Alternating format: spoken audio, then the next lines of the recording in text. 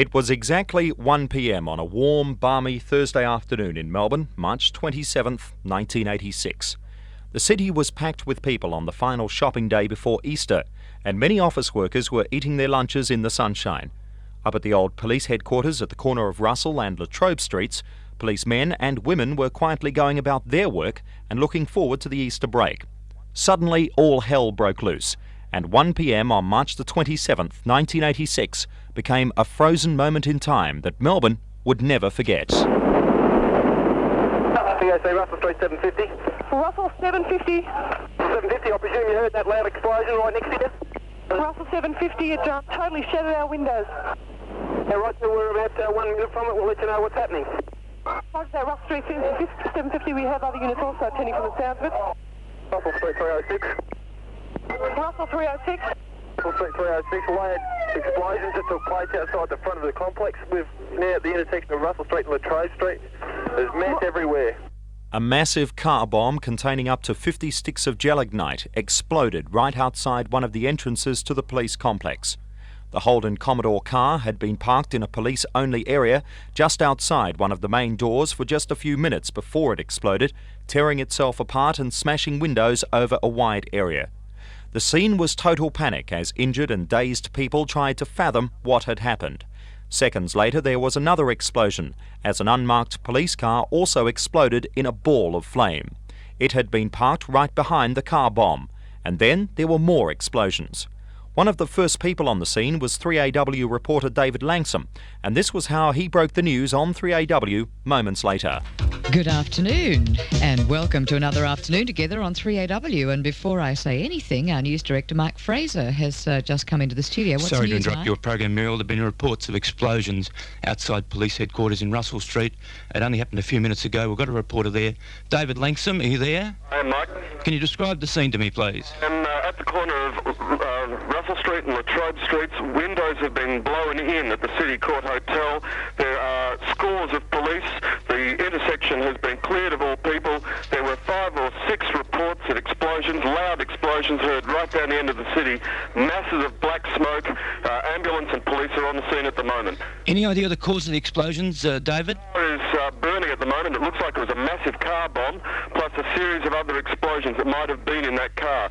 It is uncertain at this stage what's caused all of the explosions. And where was the car situated when it exploded? There's a mess and it's outside the Russell Street Police headquarters, directly across the road from the Melbourne Magistrates Court. 21 people, many of them policemen and women, were taken to hospital covered in blood. But miraculously, only 4 people were badly injured, 2 of them seriously. Police blocked off city intersections and waited tensely for more explosions as they began investigations into the car bomb. A strange calm settled over Melbourne that afternoon as it gradually dawned on people that Beirut-style terrorism had come to their city for the first time. The next day was Good Friday, and by dawn people around the world knew of the bomb attack on Melbourne's police force.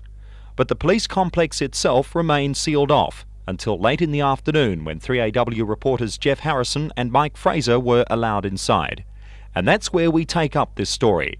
Join us for a walk through the bombed police building. It is literally a walk on the wild side. We'll be back in a moment. The 2 of us were taken through the building by Police Media Liaison Officer Jane Munday. Here she takes up the story on the tour.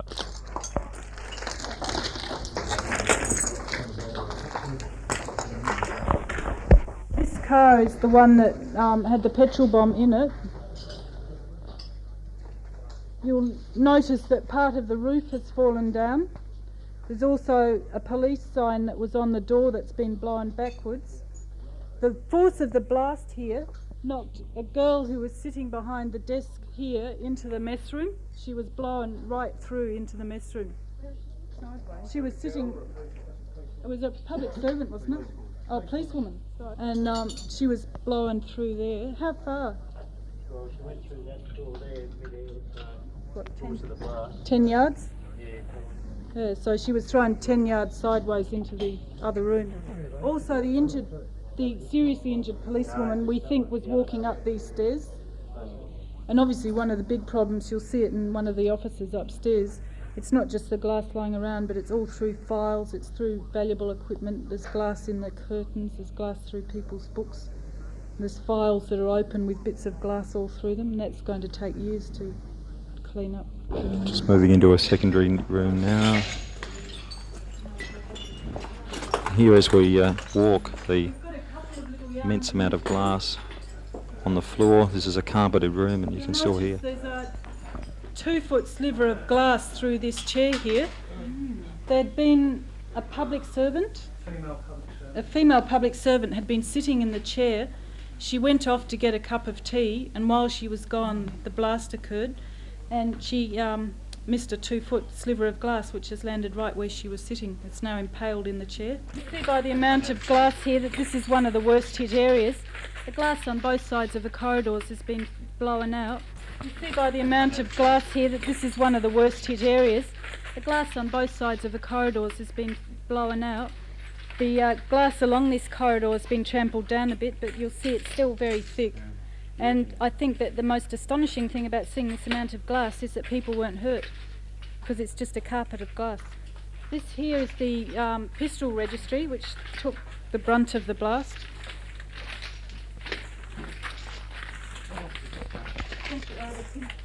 This floor is just covered with files, papers, things that have been blown off the desks. There's an air conditioner there that's broken off its stem. Where are we? We're in the pistol registry. So is that Johnny? And that, Would that be D24 that's D24 at the end of the corridor, right to the back of the building. We'll go there later. Now this amount of devastation continues right up to the top floors practically. No, the bottom floors are the worst affected. Up above here we've got the gym where there's a crack in the wall. That's the main sign of structural damage. But the broken windows go all the way around to the back of this building in areas that weren't directly facing the blast.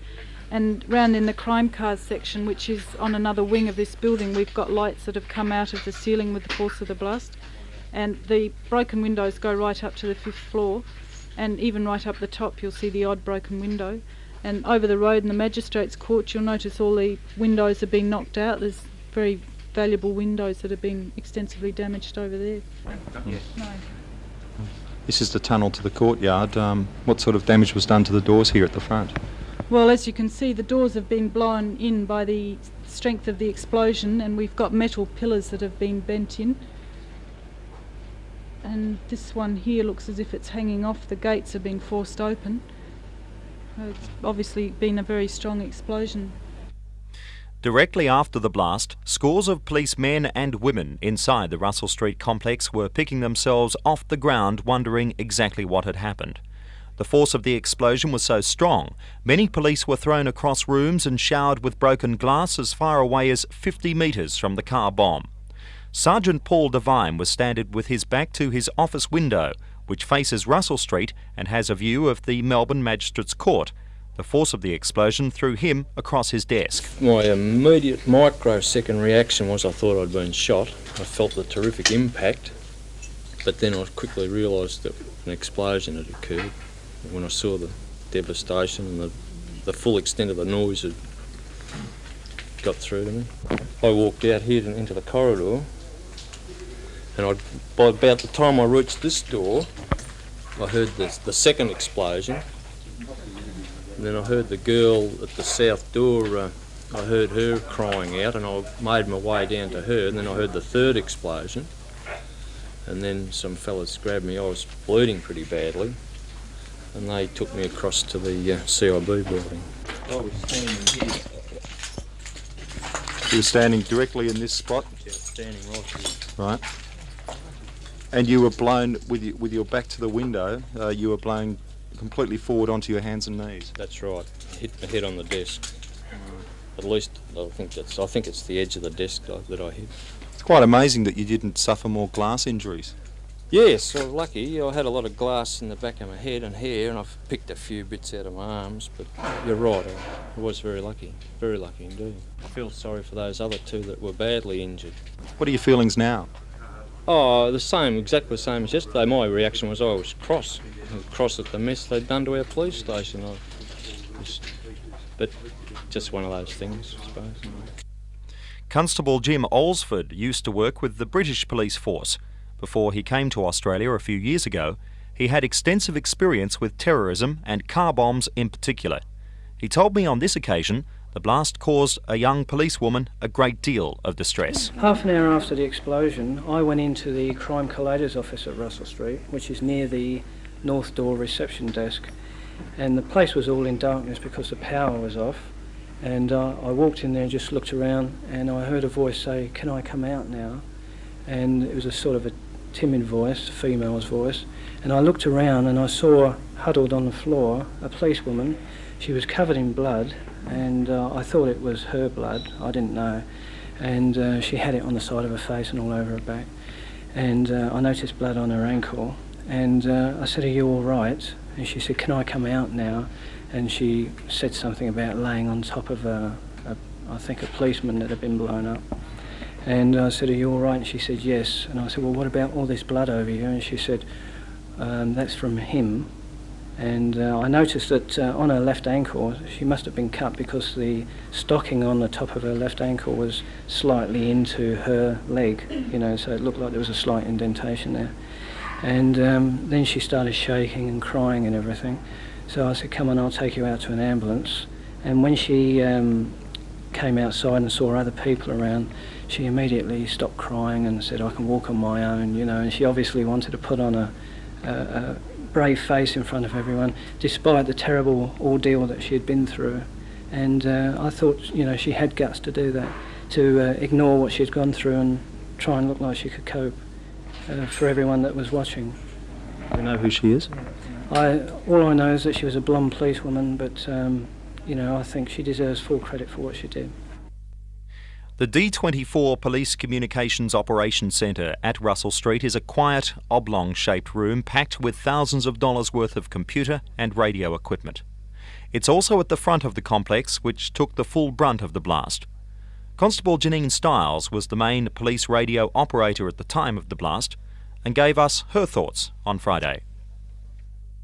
Constable Stiles, you were operating at the time of the blast. What were your immediate feelings?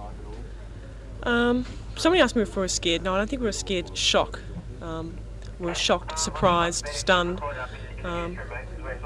Rather a bit of disbelief. We didn't quite know what had happened, whether we assumed it was a bomb blast, but we were just a little confused, but managed to continue working, I suppose. What were your feelings directly after the blast? Much the same. They didn't really alter that much. They just... You just maintain this level where you just work as best as you can, but I don't think anyone was scared as such. There was no thought of actually evacuating this room then? Everyone said this is our duty and we will continue? Honestly, I couldn't comment on that. That wasn't my decision, or that was a decision to be made by other people. Do you think that if you did leave, that perhaps other police would be in danger? I couldn't comment on that because it just never entered my mind leaving it. I don't think it entered anyone's mind. For how much longer did you keep working? Oh, well, we all ended up on overtime. The afternoon shift worked till about 6 o'clock, which is about 3 hours overtime, and I was working till 6 p.m, so I ended up working till 11 p.m. So I hope you got double time. Overtime anyhow. Much later, we split the channels. We on channel 36 we kept the bomb situation under our control, and on another channel went all the district cars that would be handling all the normal jobs that come through. Was it 26? 36. Constable, what was it like knowing that another bomb might go off? You had that in the back of your mind, did you?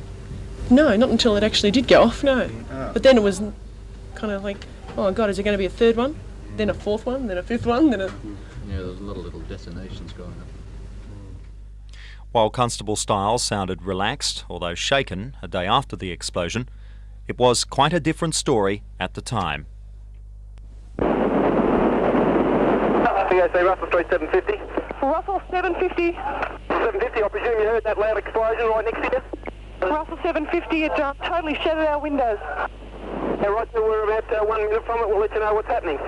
Roger that, Russell Street 750. We have other units also attending from the sounds of it. Russell Street 306. Russell 306. Russell Street 306. We had explosions that took place outside the front of the complex. We're now at the intersection of Russell Street and Latrobe Street. There's mess everywhere. Roger that, Russell Street 306. All units approach with caution just in case there's a second. All units stand by unless urgent. Vico City, Russell Street 150. 150. Russell Street 150, we just had a large explosion occur outside the building. Car bomb, it seems, shattered all the windows at this office. Received? 150, Roger, en route. Would you advise 130?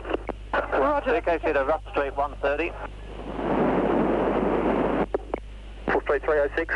Russell Street 306. Yeah, that car's still on fire. Can we have the fire brigade here, please?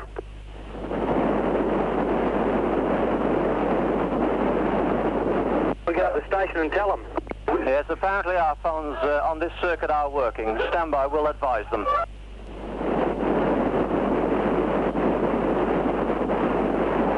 Yeah, on 250. And units, the fire brigade has been advised. 150. Russell Street 150. It's Russell 150. I'm at St Kilda Road, Embassy area. It's going to take me some time to get there because of the traffic. Does 130 know the situation?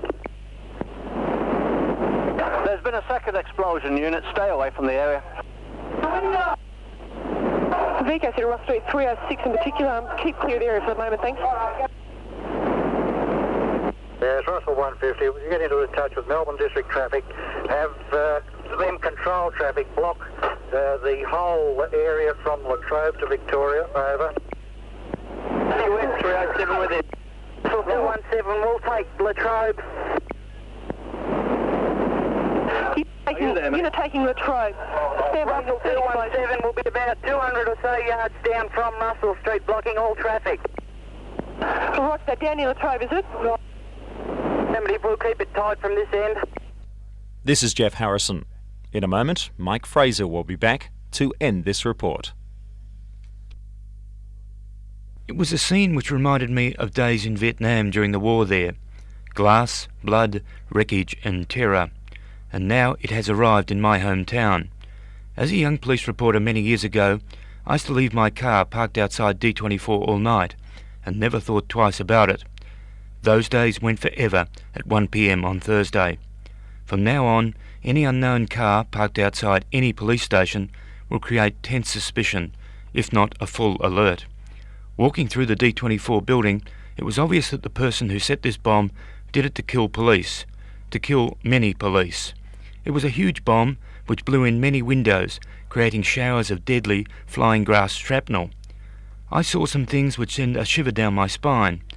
A handkerchief splattered with blood, a long sliver of glass embedded into the seat of a chair, desks covered in glass, a ripped police badge. It was a miracle that no one was killed outright. The car containing the bomb was placed right at the front of the building, just feet from a 6,600 volt electricity substation, which is on the ground floor. Only God knows the result if that substation had gone up too. The explosion not only changed the face of that old building, it changed the face of Melbourne itself. No longer will we be able to walk through the streets without a worry in the world. Until the person or persons who carried out this insane act are caught, we are all in danger. Ironically, the first senior officer on the scene at 1 p.m. Thursday was Superintendent Ian Mcquarie. He had been upstairs eating his lunch and reading a book about bombings and terrorism. Now he has some first-hand knowledge of it, and don't we all? This is Mike Fraser.